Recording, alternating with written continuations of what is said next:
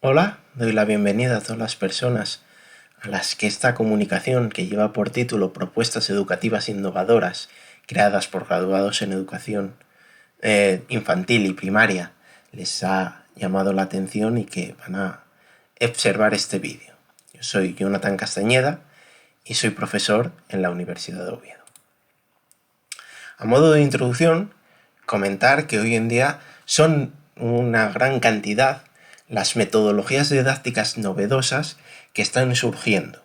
y todas ellas se caracterizan por tener un nexo de unión, que es el alto componente innovador. Siempre suponen un poco de innovación en el proceso de enseñanza-aprendizaje, y todo ello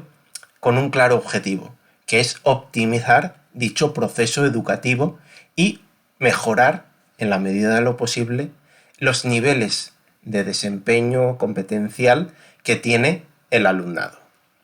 De esta manera, en esta contextualización, es interesante ver cómo el alumnado que acaba de graduarse en magisterio, tanto en magisterio de educación infantil como en magisterio de educación primaria, ver si obtenemos respuesta a esta pregunta que pongo aquí, que es ver si conocen y saben trasladar esas novedosas propuestas que muchas veces se quedan en el papel, en algo más teórico, a la realidad práctica de aula.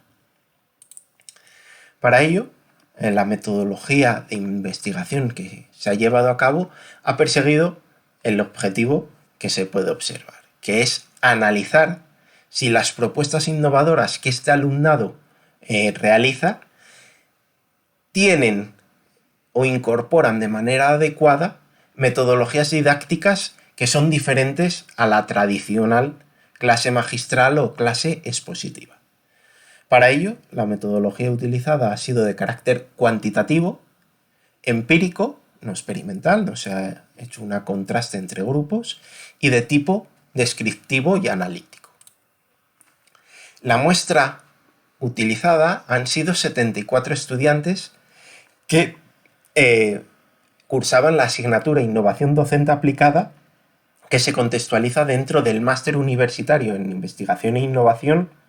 en Educación Infantil y Primaria, que se desarrolla durante los últimos cursos en la Universidad de Oviedo. Estos estudiantes formaban parte de dos cursos académicos distintos,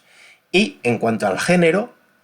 predominaban las mujeres frente a los hombres. Tenemos que tener en cuenta que magisterio es una carrera eminentemente feminizada, sobre todo en educación infantil, no tanto en primaria, pero en infantil especialmente.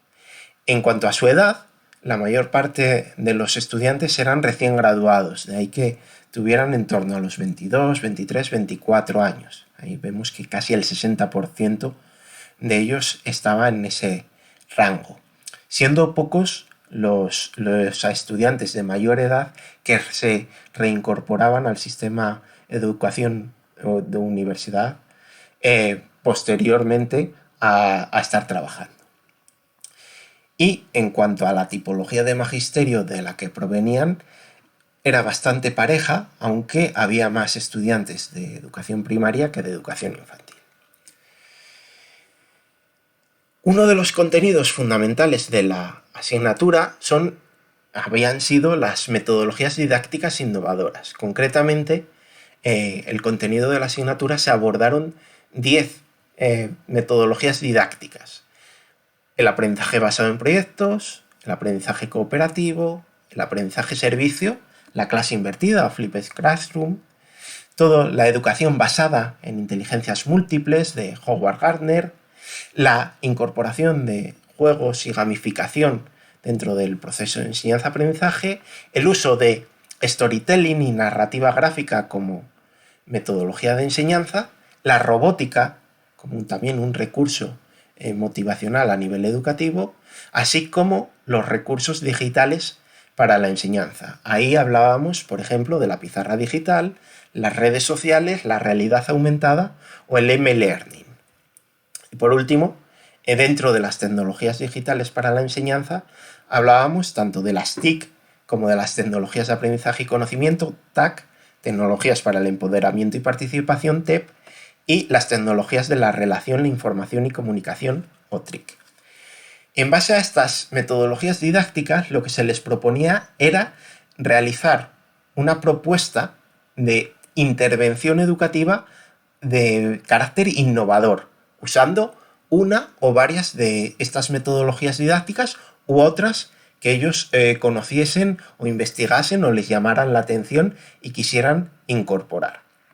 Para ello, el trabajo debía tener una serie de componentes. El primero era definir el problema o situación que justificase por qué es interesante incorporar esa innovación educativa en ese contexto. El segundo era propiamente el contexto y los condicionantes contextuales que tenía el trabajo a efectuar. Posteriormente, también se les pedía sobre quién querían intervenir, el objeto de intervención, los objetivos que se buscaban lograr, la metodología o metodologías didácticas que pensaban emplear, las actividades a través de las cuales desarrollaban esa metodología, los recursos materiales, tecnológicos y humanos que exigía el llevar a la práctica el plan de innovación, el desarrollo temporal y temporalización de las distintas fases, hacer una previsión de qué resultados esperaban encontrar y finalmente cómo iban a evaluar tanto el aprendizaje como el propio plan de innovación. Por nuestra parte, estos planes de innovación se evaluaron con una rúbrica en la que tuvimos en cuenta 8 aspectos. La pertinencia y relevancia de esa metodología a la hora de abordar el problema o situación que se planteaban,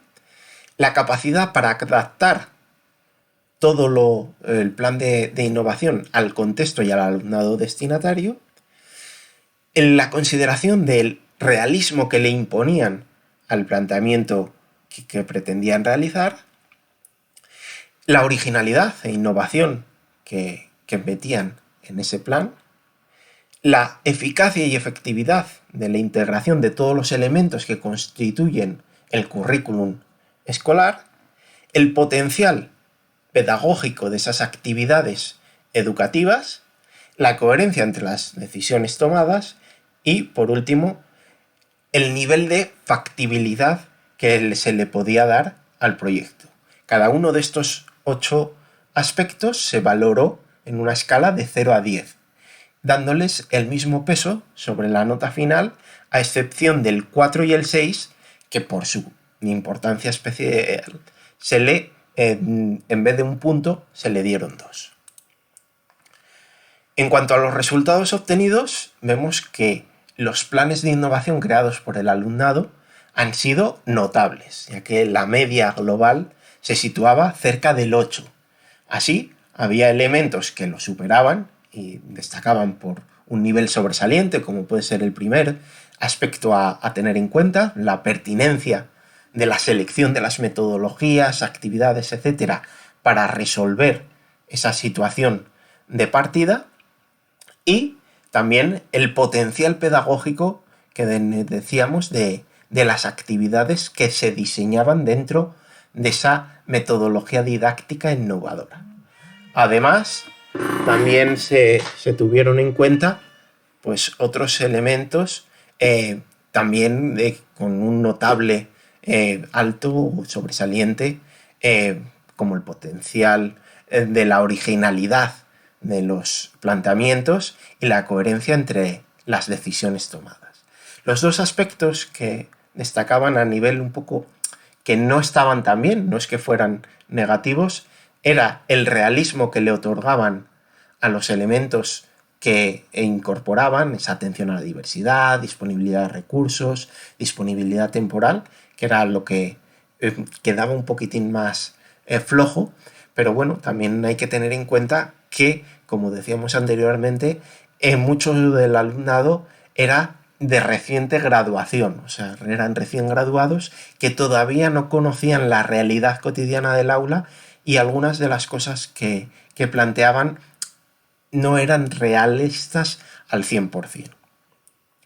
Y un poco en esta misma línea se veía que la viabilidad y factibilidad del proyecto era otro de los elementos que era un poquitín más mejorable. Bueno, pues para concluir, yo creo que derivado de estos resultados se puede afirmar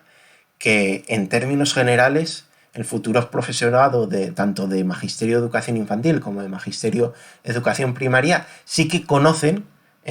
una cierta cantidad de nuevas e innovadoras estrategias didácticas y en gran medida creemos que están capacitados para incorporarlas a su práctica docente y trabajarlas con su alumnado cuando lo tengan frente a frente en la clase. Bueno, no me queda nada más que añadir, solamente el reiterar mi agradecimiento por la atención y por el interés despertado en esta comunicación. Un saludo. Adiós.